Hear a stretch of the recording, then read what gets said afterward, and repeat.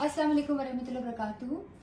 ये जो आयत है ये मैंने अपनी एक दोस्त के लिए लिखी और इसको लिखने की वजह ये थी कि उसके घर में इंतहाई हसद और मुनाफिक लोगों ने जो है नजरें लगाई हुई हैं।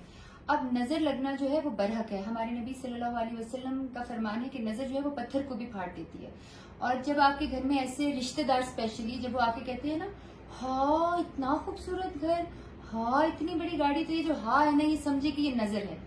एक तो उनको उधर ही पॉइंट आउट कर दिया करें कि प्लीज माशाल्लाह बोले, और दूसरा आप ना अपना खुद की प्रोटेक्शन किया करें। ये एक ऐसा जिक्र है जिसको पढ़ने से आपको नजर नहीं लगेगी, आपको, आपके घर वालों को और आपके बच्चों को भी।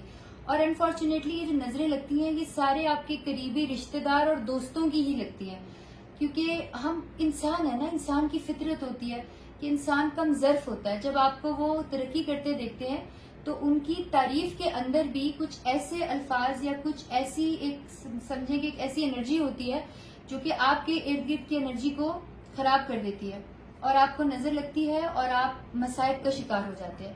और हम में से बहुत सारी फैमिलीज ऐसी हैं जिन्हें पता ही नहीं है, वो कोई तावीज या इस तरह की चीजों के ऊपर पड़ जाते हैं। नहीं, मैं नहीं मानती कि आजकल के दौर में कोई जादू टोना कर सकता है, अगर करता है तो बड़ी हिम्मत की बात है।